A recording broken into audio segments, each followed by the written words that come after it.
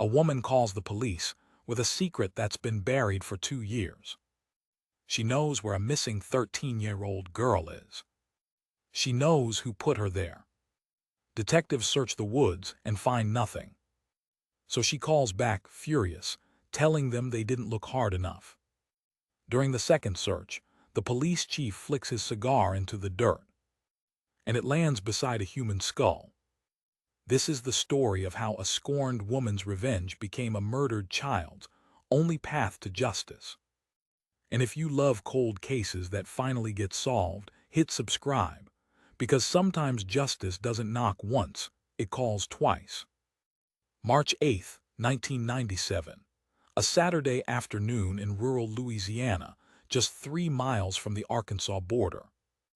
13-year-old Shannon Capers leaves her apartment complex and heads into town. She's an 8th grader at the local junior high. She has friends. She has plans. She has a whole life waiting for her. 6 hours later, she's gone. By the time the sun sets, Shannon's family is frantic. They call the Claiborne Parish Police Department, and Detective Ben Booth, the local juvenile investigator, takes the case. He starts where you'd expect: Shannon's school, her friends, her neighborhood, anyone who might have seen her that day. But nobody has answers, nobody saw anything. Shannon Capers simply vanished. After 72 hours with no leads, Detective Booth makes the decision to go public. Shannon's photograph appears on local news stations across Louisiana. Her face is entered into the National Crime Information Center database, the National Registry for Missing Persons. Her family waits, hoping someone somewhere saw something. Days become weeks. Weeks become months. And months become years. By the spring of 1999, Shannon Capers has been missing for 770 days. The case has gone cold. No witnesses, no suspects, nobody. Her family lives in a kind of torture that never ends. The not knowing, the wondering if she's alive somewhere, scared, calling for them, or if she's been gone this whole time and they just haven't found her yet. May 5, 1999. Detective Chris Smith is sitting at his desk when his phone rings. On the other end is a woman's voice he's never heard before. And she says something that stops his heart. She knows where Shannon Capers is. Not where Shannon might be, not where she could be, where she is. The caller's voice is calm, specific. She tells Detective Smith that Shannon's body is buried in the woods directly behind the apartment complex where she used to live, more than 10 acres of dense Louisiana forest. And then she gives him something else. A name. Maurice Tate, a local drug dealer. She says he's the one who killed Shannon. She says he's the one who buried her. Detective Smith tries to keep her on the line. Can you give me a number where I can reach you? How do you know this? Who are you? She hangs up. Within hours, a search team assembles at the tree line behind Shannon's old apartment. They spread out across the forest, looking for disturbed earth, unusual markers, anything that might indicate a burial site. For the entire day they search. And they find nothing. By sunset, the search is abandoned. Maybe it was a prank. Maybe it was someone with a grudge against Maurice Tate. Maybe it was just a cruel hoax on a grieving family. 2 days later, Detective Smith's phone rings again. It's her. And this time she's angry. She tells him they didn't look hard enough. She tells him the body is there, deeper in the woods. She tells him they need to go back. Detective Smith makes a decision: one more search. This time, Detective Ben Booth, the original investigator from 1997, joins the team. If Shannon is out there, he's going to be the one to find her. The team pushes deeper into the forest. Hours pass. The sun begins to set again. Still nothing. The police chief pulls out a cigar. He's frustrated, tired, ready to call it. He lights it, smokes it for a few minutes, and then tosses it to the ground. The cigar lands less than a yard away from a human skull. It's partially covered by leaves and brush. Right there, just outside their search grid, they'd walked past it.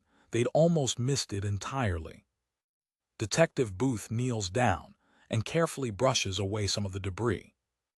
There's a bullet hole drilled straight through the skull. Shannon Capers has been found. The remains are transported to the Louisiana State Forensics Lab. DNA testing confirms what everyone already knows.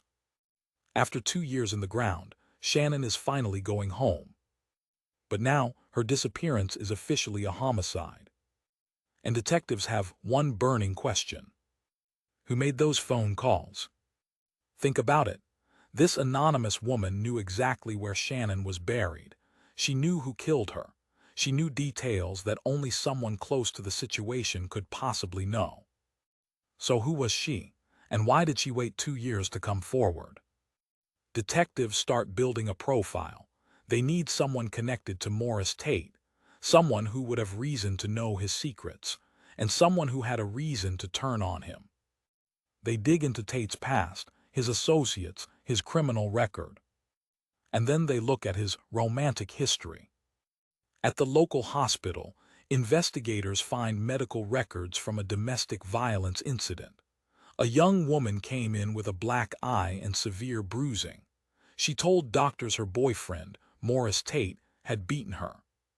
The patient's name, Shannon Capers.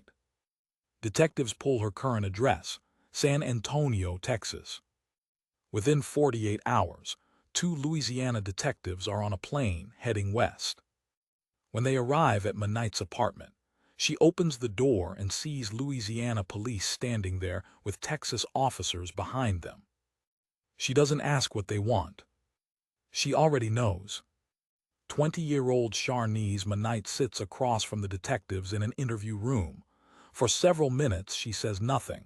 She's scared. She's calculating. She's trying to figure out how much trouble she's in. And then she starts crying. "I'm going to jail," she says, "because I told where it was." If you're still watching at this point, drop a comment with justice for Shannon. Let's see who's truly following this story. Within minutes, Shannon Capers confesses. She made the anonymous calls, both of them. And then she tells detectives why. She and Maurice Tate have a child together. They were in a relationship for years. And according to Capers, Tate was violent. The beatings were frequent, brutal, and terrifying. For 2 years, Capers kept his secret. She knew what he'd done to Shannon Capers. He'd told her himself back when Shannon first disappeared, but she was too afraid to say anything. Until one night, when Tate broke her nose. That was the final straw. "He did me real bad," Capers tells investigators. "So I went home and decided, okay, now is a better time than no time." And then she tells them everything. According to Maurice Tate's own confession to Capers, he had gotten 13-year-old Shannon Capers pregnant.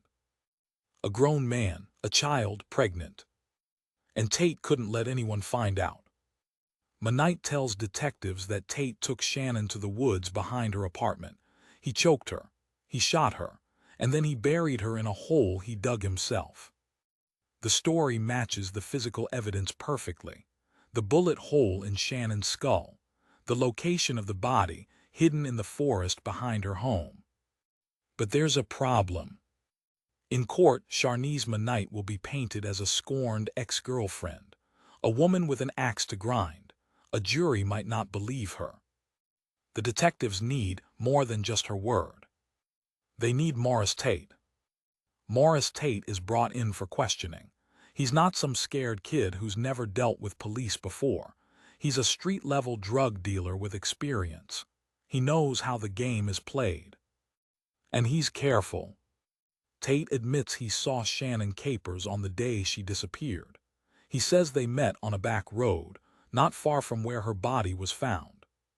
But that's it. That's all he'll give them. For hours, detectives press him. They lay out what they know: the body, the witness, the timeline. Tate doesn't crack. Until he makes one mistake. When asked where he was when Shannon disappeared, Tate constructs an alibi. He says he was at home that day. He couldn't have killed Shannon because he was taking a bath. Here's the thing. Shannon had been missing for 2 years. Her body had been buried and exposed to the elements. There was no way for police to determine the exact time of her death. No way, unless you were the person who killed her. By giving such a specific alibi for a specific time, Maurice Tate had just told on himself. He knew when Shannon died because he was there when it happened. Maurice Tate is arrested and charged with second-degree murder. The trial lasts 4 days. The prosecution presents Sharnice Knight's testimony. They present the forensic evidence from the burial site.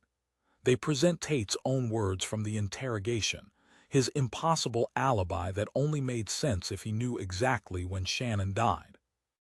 The defense argues that Knight is unreliable, that the evidence is circumstantial, that reasonable doubt exists. The case goes to the jury. They deliberate for less than 30 minutes. Guilty. Second-degree murder. Maurice Tate is sentenced to life in prison without the possibility of parole. For 770 days, Shannon Capers' family didn't know where she was. They didn't know if she was alive or dead. They didn't know if they'd ever see her again. For another 2 years after her body was found, they didn't know who took her from them. But because one woman found the courage to make a phone call, because she called back when detectives didn't find the body the first time, because she refused to let Shannon stay buried and forgotten, justice finally came. Shannon Capers was 13 years old. She should have gone to high school. She should have gone to prom. She should have lived a full life. Instead, she's a reminder that monsters don't always look like monsters. Sometimes they look like someone you know, someone in your neighborhood, someone who will take everything from a child because it's convenient for them. This case stayed with me for a long time after I researched it, so I want to ask you, do you think Sharnice Knight is a hero for coming forward, or should she have spoken up sooner? What would you have done in her position? Leave your thoughts in the comments. I read every single one, and I want to know what you think. And if this story affected you the way it affected me, please hit that like button. It helps this video reach more people who need to hear Shannon's story. Subscribe to Cold Case Crimes for more timeless true crime stories that'll keep you thinking long after the video ends. Because these aren't just cases. They're real people, real families, real justice. Shannon Capers finally got to rest in peace. Her family finally got answers. And Maurice Tate will spend the rest of his life behind bars where he belongs. Thank you for watching. I'll see you in the next one.